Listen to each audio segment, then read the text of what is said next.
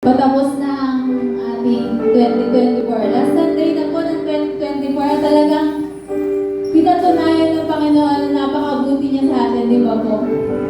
Kaya ngayong umagang ito, pasalamatan po natin ang ating Panginoon sa kanyang kabutihan at katapatan sa ating buhay. Thank you, Jesus.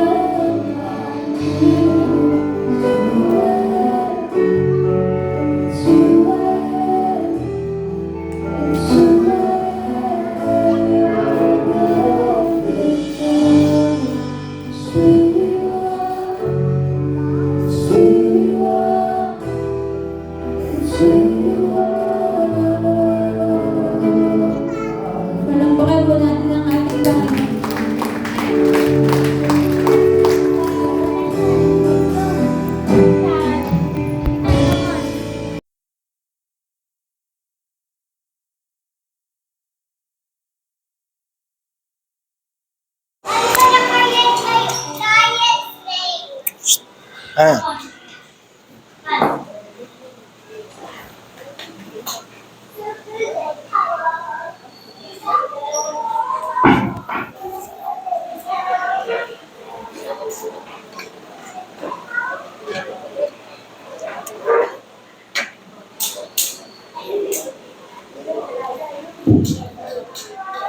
Hoy! Happy New Year! Ala, ala. Ala na, ala na. Ala na, ala. Parang yung mga tumama ng magagandang prizes, ayaw mamansin, ano. Si Ate Marlene, dati kasi, kahit pa paano, nagwawalis. Naglaba yata na, naglaba, araw-araw. Okay, salamat, ano, sa hindi malilimutang Christmas party. Sana laging ganon. Okay. So, ilang araw na lang, ano? Ilang araw na lang. At 2025 na. Sa survey ay ilang percent? 90% pa. Yung nag-expect ng malaki ang pag-asa nila sa 2025. Dapat naman ganun talaga eh. Hindi yung kinakatakutan mo yung, Diyos ko, ano kaya ang mga. At tip ko sa inyo, iwasan nyo yung mga manghuhula pagka ganito. Iiwasan nyo po sila. Yung mga, kung ilang artista yung mamamatay, yung mga ganun ba, di ba?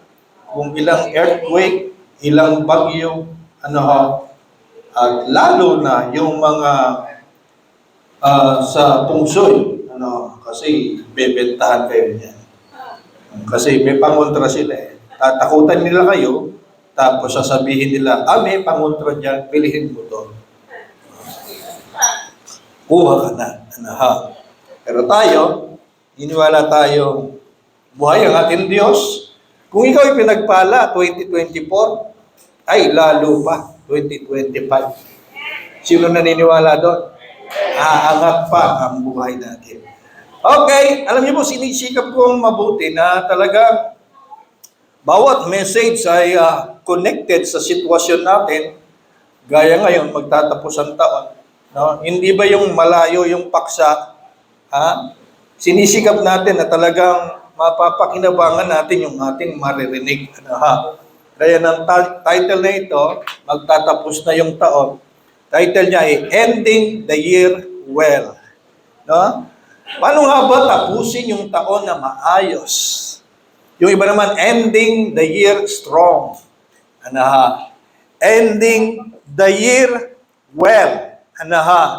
So, madalas kong mabasa ito, ang sinasabi diyan ay, it is not how you start, but how you finish. No? Hindi pinag-uusapan kung paano ka nagsimula, ang pinag-uusapan paano mo daw tinapos yung taon. Hindi ako masyadong believe dyan dahil, di ba mas maganda rin yung simula at maganda rin yung pagtatapos. Amen? At siyempre, mas gusto natin ng kumpleto. Pero maganda rin yan. No? Maganda rin naman yan, yung sinasabi niya. Alam nyo, ako po ay mahilig. Una, ay kumustahin ko muna kayo. How is your 2024? Kumusta po? Kung babalikan niyo yung simula noon, January, dumaan yung summer, nagmahal na araw, summer, nagtag-ulan, nagtag-ulan, dumami walang pasok, dumami ang iyong pagsasaya, tapos ay Berna. Kumusta po? Maganda daw po yung hindi yung basta nagpalit ka lang ng kalendaryo. Amen? Iba ganun eh. Kumusta yung 2025 mo? Ayos naman. Parang nagpalit lang ng kalendaryo. Wala eh. Ganun lang. Pero mas magandang nagle-learn tayo sa nakaraan eh. No? Nagle-learn tayo sa nakaraan. Napakaganda nun. Kung hindi ka nagle-learn, kawawa ka naman. Palaging mali. No? Palaging mali. Maganda, yung ginawa ko, hindi ko na gagawin. Ganun yun, di ba? So from beginning to the end, kung bibigyan natin ng grado muna, natin pansinin yung isa, kung bibigyan natin ng grade, ikaw, gigradean mo yung 2024 mo. 1 ang lowest ay 10 ang highest. Anong grade ang ibibigay mo sa 2024 mo? Oh, huwag nyo na sabihin. Baka marinig pa ng kubrador ulit. Okay, di ba? Huwag ganda yung gano'n. Siguro gano'n. Pero iba naman talaga, gigridan nila na mababa. Ayoko yung 2020. May mga taong gano'n eh. Ayaw ko yung taon na yun. No, sa buhay nyo, meron kayong gano'n? Ilang taon ka na ngayon? Ayaw ko yung 19 gano'n. Ayaw ko yung 20 gano'n. No? Na-trauma ako, dami kong naranasan. May mga ganyan tayo. At siyempre, hindi naman laging gano'n. 1 Timothy 4:8 tayo. Ready na tayo? Okay, ready na tayo talaga? 1 Timothy 4:8, sabi diyan, for physical training. Verse ng mga nag-gym to, tsaka mga nagja-jogging, mga tumatakbo, nagpapalakas ng katawan. For physical training is of some value. Hindi pala sinasantabihan. May value din. But godliness has value for all things, holding promises for both the present life and the life to come. Dito sinasabi, yung pagpapalakas ng katawan, may pakinabang. Hindi naman ibig sabihin na dahil lamang yung godliness, mas may value yung godliness, wala nang kwenta yung physical training. Hindi po. Sinasabi talaga may value, mahalaga yan. No? Pero kung pag-uusapan, yung pag-godliness, mapapakinabangan yan dito sa buhay na ito, pati sa darating na buhay. Kasi sa darating na buhay, wala na yung kahit puro muscle ka, kahit na 10 pa yung abs mo, wala na sa second life yun. Dahil hindi na nga, hanggang dito lang yung ating physical. Kung yan Tagalog, may pakinabang sa pagpapalakas ng katawan, ngunit ang pagsusumikap na maging makadiyos ay mapapakinabangan sa lahat ng paraan.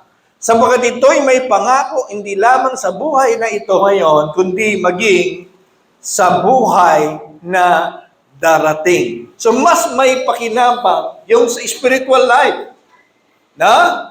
Yung ikaw ay mabait, yung ikaw ay righteous, yung ikaw ay generous, yung lahat ng iyan, hindi nakikita sa physical na katawan yan eh. Nagmamanifest lang yan, mga kapatid. Sabi, mas may value yan.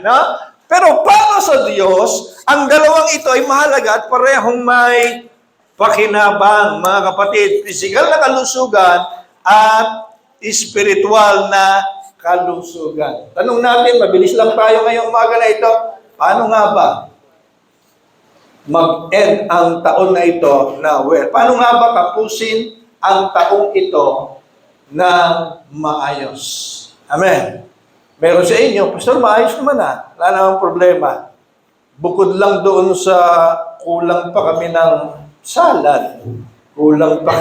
Iba nga sa inyo, meron pa Hallelujah. No? So, paano nga ba tapusin ang taon ng maayos? 3 things lang. Madaling tandaan, mga kapatid. 3 things lang. Number 1, clean up. Number 2, shape up. And number 3, level up. Daling iuwi, di ba, mamaya? Dalawing tandaan. How to end the year 2024 well, clean up, shape up, at saka level up. Unahin na natin yung clean up, mga kapatid. Hallelujah. Filipos 3:13. Sabi niyan, ngunit isang bagay ang ginagawa ko, nililimot ko yung nakaraan at sinisikap na marating ang layuning nais kong makamtan. May mga gusto pa tayong mangyari. the next year. Tama po ba? O wala na kayong pangarap sa 2025? Na? Lahat tayo meron. Para sa ating mga anak, para sa ating pamilya, o sa 2025, meron na kaming ganon. O sa 2025, hallelujah, ganyan na yung anak ko. O sa 20, ang dami nating gusto pa. Na? At yun ay tinatakbo natin. Si Pablo meron ding tinatakbo. Pero isang bagay muna ang ginagawa niya para makatakbo siyang mabuti at marating niya yung kanyang mga nais, mga kapatid. Ano yun? Ano yun? Isang bagay ginagawa ko. Ililimot ko yung nakaraan. Man, sabi mo pastor kanina, maganda mag-review ng ano. No. Meron siyang sinasabing mga nakaraan dyan, mga kapatid, no? Na dapat nating limutin. Yan, no. Yung mga excess baggage sa aeroplano, pag sobrang bigat, di ba, ibabayad mo. Sobrang bigat talaga, magbabawas siya kung di mo na kayang bayaran. Sa buhay natin, sa mga takbuhin natin, minsan, maraming sagapan, maraming mga pabigat.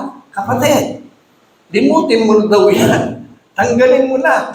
Lalo na yung mga nakabigat sa iyo, yung 2024, no? Matatapos na yung taon, February nangyari, hanggang ngayon, bigat na bigat ka pa, mga kapatid. No? Matatapos na yung taon. Kailan nangyari yan? June? Kailan nangyari yan? April? Yung masamang nangyari yan sa buhay mo, kapatid, di mo malimutan. Hanggang ngayon, masama ang loob mo. Hanggang ngayon, bigat na bigat ka. Isang bagay nililimot ko, sabi ni Pablo. Para makatakbo siyang mabuti, inaalis niya yung mga excess baggage, mga pabigat sa buhay natin. Dadalhin mo ba yan? Ha? Ikakabilang tulay mo pa ba yan? Kabilang taon mo pa ba yan? Mga kapatid, ano ba yung sample ng mga yan, mga kapatid? Tampo, sama ng loob, galit, at puot. Kung titingnan natin, di ba pare-pareho yung pastor? Hindi. Pero magkakamag-anak po sila. Magkakamag-anak po. Hindi sila pare-pareho. Iba-ibang level yan eh. Iba-ibang level yan. Wala naman akong tampo. Masama lang ang loob ko. Kita nyo ha. May mga ganun-ganun pa. Di ba? Di naman ako galit. Tampo lang ako. Di ba? Madalas ko marinig noon yan eh. Hindi ako galit. Nagtatampo lang ako. No? Pero yung worst sa lahat ng yan, puot. Yung gusto ko, mabundol na ng pison, yung kaaway ko, tamaan na ng kidlat, makuryente sana siya. Yung tipo ba may narinig kang masamang nangyari sa kaaway mo, ay, napahaleluya ka. Hallelujah. Amen. Hallelujah. Meron, yung plastic, kawawa naman, pero nagre-rejoice sa puso. Talaga, nangyari yun sa pamilyang ganon? Ha? Kawawa naman. Pagtalikod mo, dumating na ang kanyang karma. Yan naman naniwala pa sa karma. Yung Kristyano naniwala. Let me remind you, wala tayong karma pinapaniwalaan. Amen. Walang karma. Sa unbeliever yung karma na yan. Merong iba, naghihintay ng karma daw, di ganito, di ganyan. Walang karma. Walang karma. Di tayo naniniwala doon. At ang pinagpala ng Diyos, hindi tinatalaban ng karma. Ang pinagpala ng Diyos, ang anak ng Diyos, hindi tinatalaban din ng malas. Amen. Yung mga bagay na yan. Mga kapatid, number 1 to, pabigat to. Number 1, excess baggage, yung mga puot, galit, sama ng loob. Number 1 yan. Tanggal. Ako. Di ba nagturo na ako sa inyo paano magpatawad ng epektibo? Yung binabanggit mo pa yung pangalan niya. Because Jesus sa cross, wala namang humihingi ng tawad. Si Jesus sa cross, walang humihingi ng tawad, pero nagpatawad siya. At ang pinakamahirap patawarin yung hindi humihingi ng tawad. Tama po ba? Pero may paraan doon. Yung bago ka matulog, o kaya nag-iisa ka, banggitin mo ang kanyang pangalan, Panginoon, sa ganito pong araw. Anong araw po ngayon? Linggo, Panginoon. January, ano na ngayon? December, ano na ngayon? Ang bilis ko, nakatalon na ako. Nakatalon na kaagad ako. December, ano tayo ngayon? December 29, Panginoon. Ang oras po ngayon, alas 9 ng gabi. Halimbawa lang alas 9 ng gabi. Nakaupo po ako ngayon sa gilid ng aking kama. At nagre-release po ako ng pagpapatawad. Name. Para sigurado ka, baka may kakambal siya address. Sigurado, ganun daw yung nagpapatawad na epektibo. Bakit? Kasi sa oras na i-remind sa iyo, nino man mag-remind sa iyo, ang sasabihin mo, pinatawad ko na yan, ganung petsa, nakatubo ako sa gilid ng kama, ganung oras. Di ba? Hindi yung pinag-uusapan na naman siya. No? Ay, ikaw naman, hindi naman kasama sa kausap. Pero pinatawad mo na, pinag-uusapan ulit. Ay, kumulo ulit yung dugo mo. Ano? Nako, pag nakita ko yan, kala ko pa pinatawad mo na. Di ba mga ganon? Di ba? So magpatawad kayo na nire-release niyo yung ano. No? Nire-release niyo yung... Okay, sino nga ba ang nakasamaan mo ng loob? Kanino nga ba ikaw sumama ng loob? No? Huwag nang baunin pa sa susunod na taon sa halip ibaon.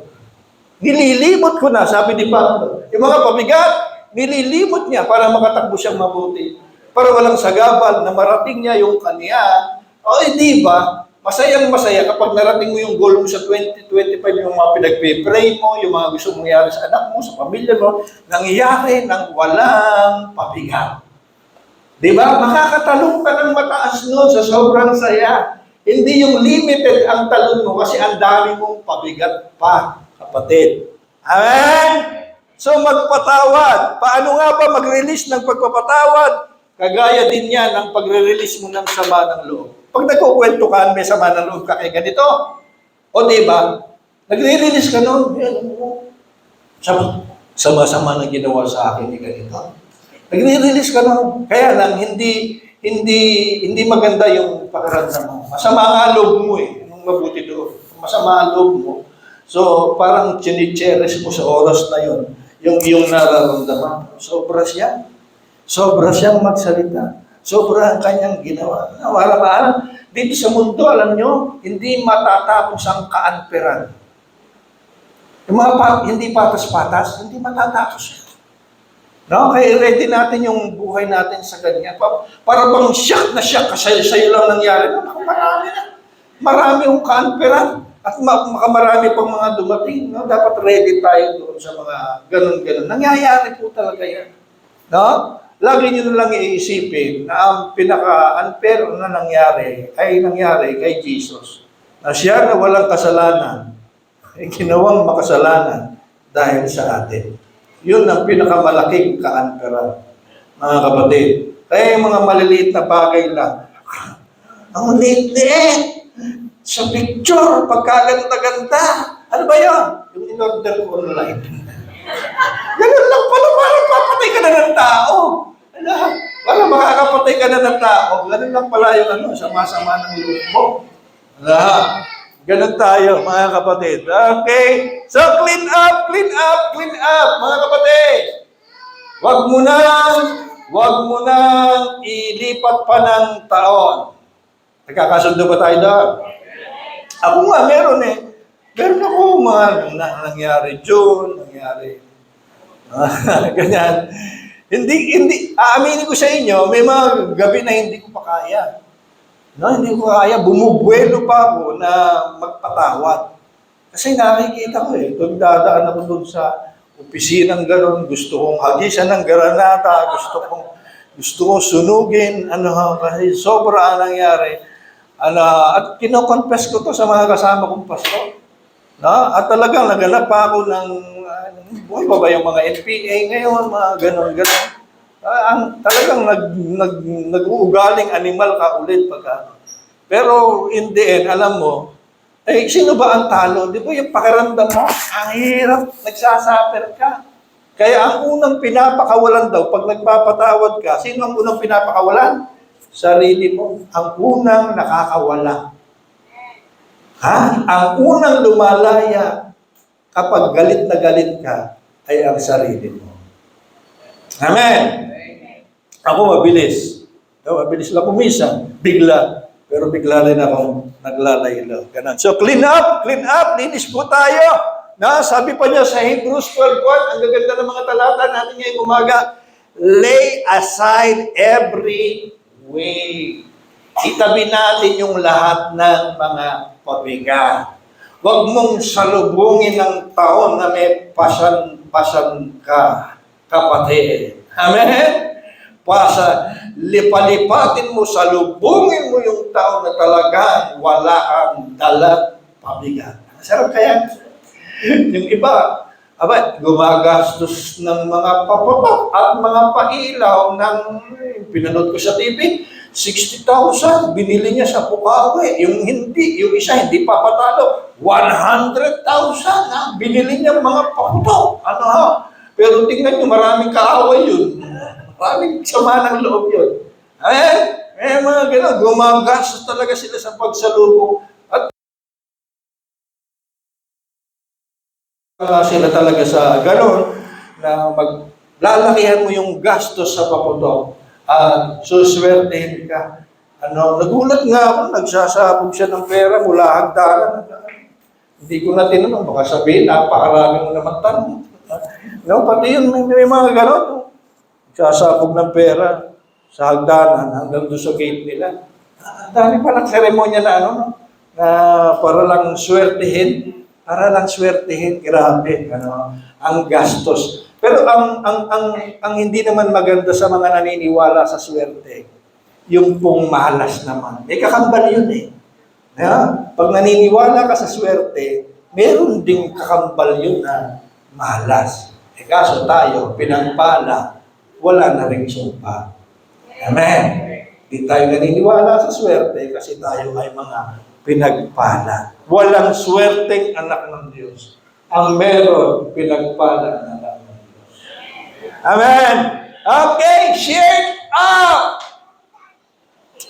Shape up! Hallelujah! Ang kainan ng masasarap ay hindi patapos. Shape up!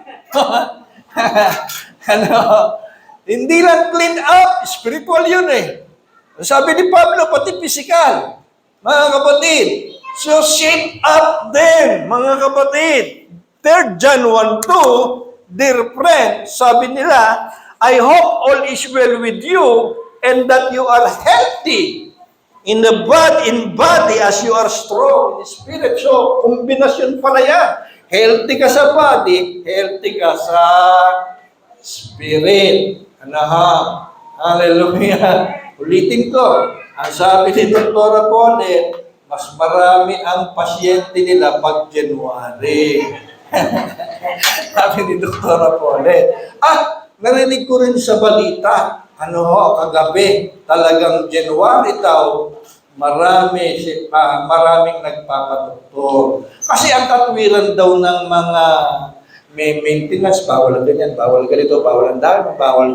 Ang katwiran daw nila, once a year lang naman. So, wala na. Ano pang keto, low carb dyan. Wala na. Nasira na po yung keto, tsaka low carb na nalalaman nila.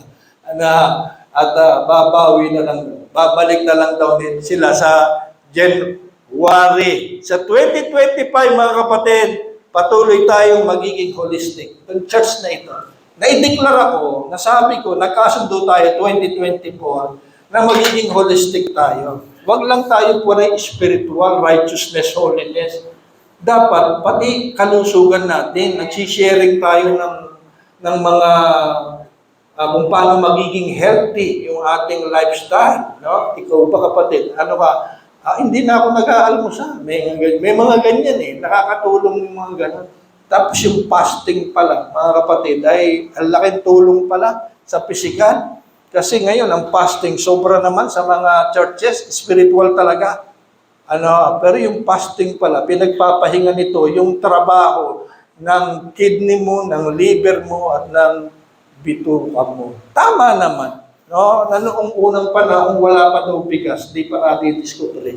Nangahanting lang yung mga tao. Pag may huli, keto talaga, puro protein yun, laman ng karne. Tapos may mga araw na walang huli, fasting. Pero ang lalakas nila. Palagi ng karne yung kinakain nila. Ganon. So isang may katwiran din yung mga nagkeketo. May katwiran din sila. Kaya lang magastos, di po ba? Kasi yung kasama ko ng pastor, dahil ayaw niyang magkanin, nasa inasal lang kami. Ayaw ba? keto daw siya, keto. O sige, nakita ko, naawa ako, kinis na kinis yung mga buto. Ano kinis na? Kawawa yung aso eh. Kawawa yung aso. Wala na. No, pinagbigyan ko. Hindi ko malaman sa ko dadalhin eh. Dahil maliliit yung manok nung nakikita namin. Dinala ko doon sa merong back ribs na may manok pa. Ganun din, kinis na kinis yung mga buto. Kasi bawal ang kanin eh. Hindi sila aabot na kung tanghalian yon, mahirapan siya umabot ng dinner, biruin mo. Puro ulam na ang kinain mo, mga kapatid. Kaya, isama natin yan, pagsama-samahin yan. Pwede naman, mistisyo keto lang eh, di ba? Yung konti keto, hindi naman sobra, hindi mo kaya. Yung low carb mo eh, magbawas ka lang ng kanin.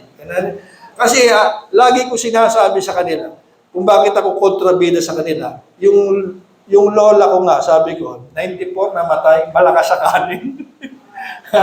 94, namatay, malakas sa kanin. Oh, anong mo doon? Paano yon? No? Kasi wala naman daw talagang yung isa fit sa lahat, yung isang programa, isang sistema ng pagkain tapos magpipit sa lahat. Napansin nyo sa mga herbal, ang daming mga gumaling, siguro sa kanya. Gumaling. Puri ng Panginoon, gumaling sa kanya. Lahat na nagtitinda ng herbal, may patotoo na gumaling eh. No? Pero pag ginamit ng iba yun, wala naman nangyayari.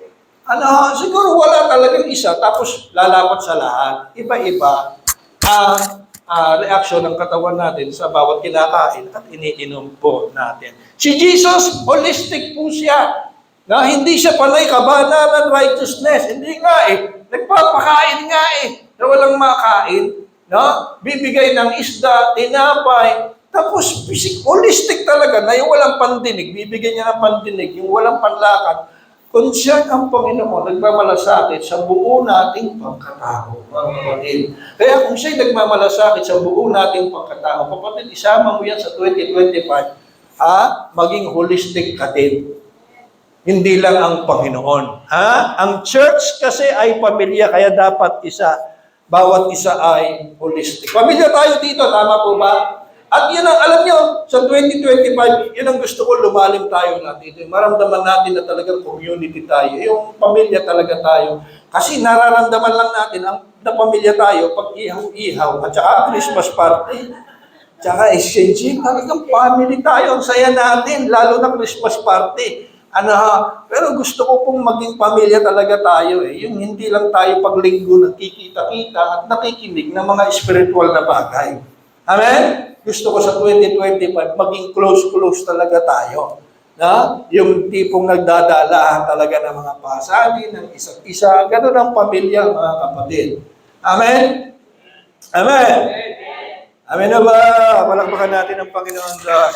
Hallelujah! So, paano nga ba tapusin ng taon? Nakadalawa na tayo, clean up, shape up. Number 3, tapos na tayo, level up. Level up sa bawat area to. Ito na yung spiritual, mag-grow ka naman spiritually, at kung plano mong mag-grow physically, maging healthy, ay huwag namang maiwan yung spiritual life mo. Sino po ang nag-level up this year, mga kapatid?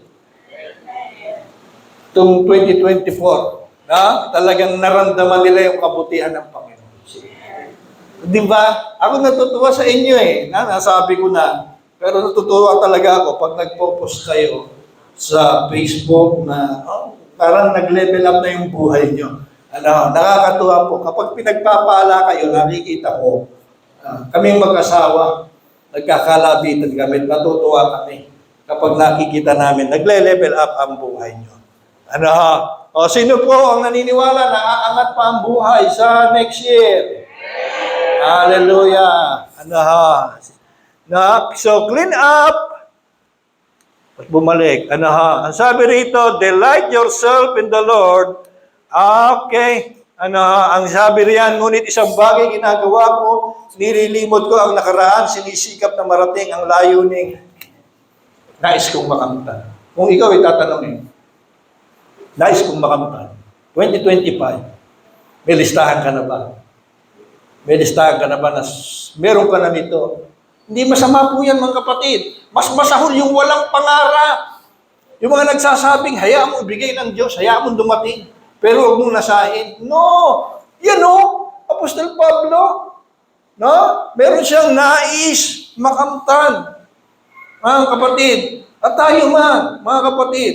No? Kalooban ng Diyos na tayo palagi ay masaya, masagana. Remember, lahat ng negative, hindi kalooban ng Diyos. Yung ikaw ay panay sakit, yung ikaw ay panay walang pera, ikaw ay panay walang laman ang rep, panay walang laman ang bigasan, panay walang wallet. Hindi po kalooban ng Diyos yun. At hindi po pagsubok yun.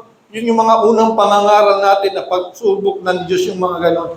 Hindi po, hindi pagsubok yun. Hindi po pagsubok yun, mga kapatid. Ang kalooban talaga ng Diyos, tayo ay masaya, malusog, at sumasagana. Amen. Bakit? Ama siya eh. Sinong ama? Yung gusto yung anak niya sakitin, walang pera at naghihirap. Anong klaseng ama naman yun? No? Kung ang mga ama dito sa lupa, sabi, marunong magbigay ng regalo kahit masasama. Lucas po yun, Lucas. Yung kayong mga ama sa lupa, kahit masasama, nakapagbibigay pa rin ng regalo. May mga masamang ama talaga, nagbibigay pa rin ng regalo sa no? Ang sabi ni Jesus, gano pa daw ang ama sa langit. Hallelujah. Hindi siya masama. Amen? Hindi siya masama. Lalong kalooban niya, yung siya'y magbigay ng magbigay sa atin. Ito yung pangtapos ko mga kapatid. Na, delight yourself in the Lord and He will give you the desire of your heart. Mga kapatid, the desire of your heart. What is your desire? Ano ang inaasam mo next year? Ano ang pangarap mo sa pamilya nyo? Pangarap nyo sa mga anak mo, Panginoon? Hallelujah! Next year! Hallelujah! Meron na kaming itaas. No? Kung ikaw man nasa first floor pa lang, Panginoon, nangangarap ako. Second floor. Hallelujah. Di ba? Yung pala, pinalipat lang, dahil may kukupo pa doon sa ilalim. Hindi ganun, no? Lilinawin nyo sa Panginoon. Meron ako, nung pastor ako sa Pilar, nag-pray talaga yung tricycle niya, sinamay pa naman na sinusundo bata. Kung titingnan ko, parang hindi natatagal Naaawa ako talaga. Diakono pa naman natin, kapatid. Nag-aalala ko kung makakauwi pa si Mayma dun sa tricycle, kasi hindi na nga pantay yung balikat ng driver, di pa pati pantay yung motor niya.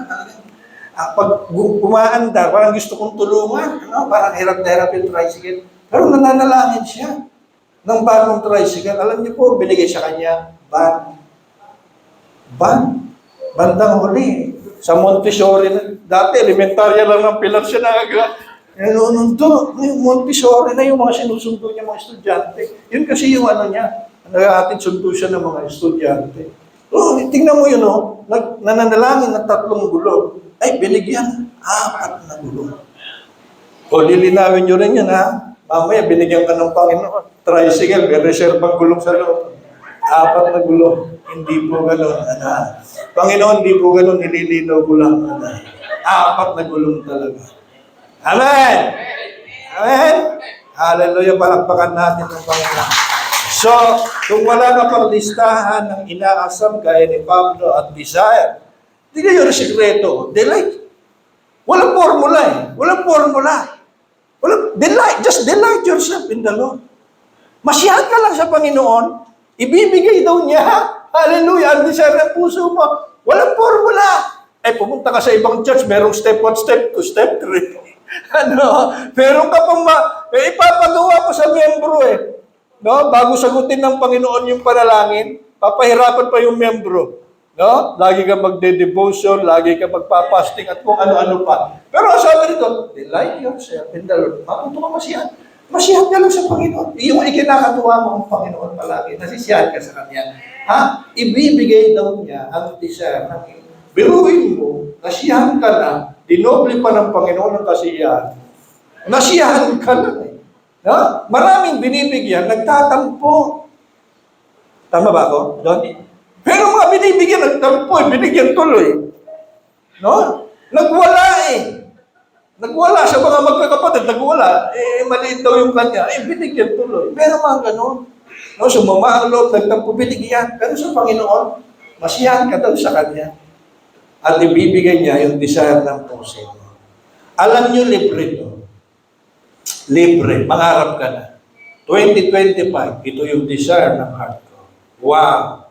Sasakay kami ng aeroplano. Hallelujah! Pero hindi pala umaanda. Panginoon, sasakay kami ng aeroplano. Basta sasakay kami. Makikiusap kami, papapicture lang kami.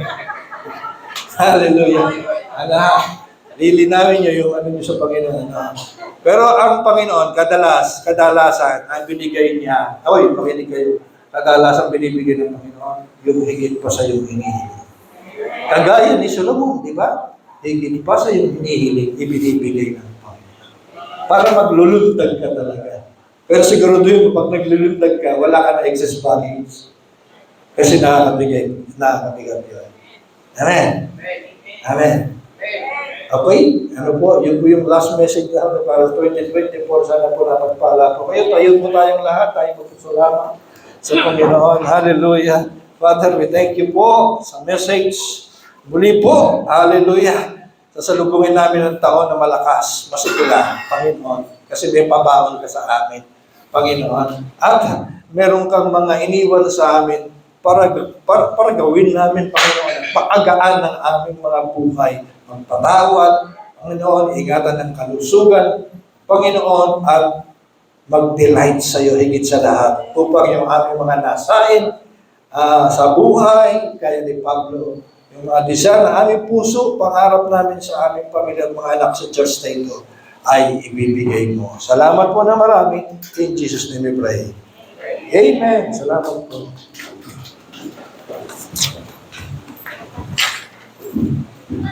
Amen. Lahat po na pinagpala ngayong umagang to ay palampas ng malakas ng kanyang kamay sa ating Panginoon.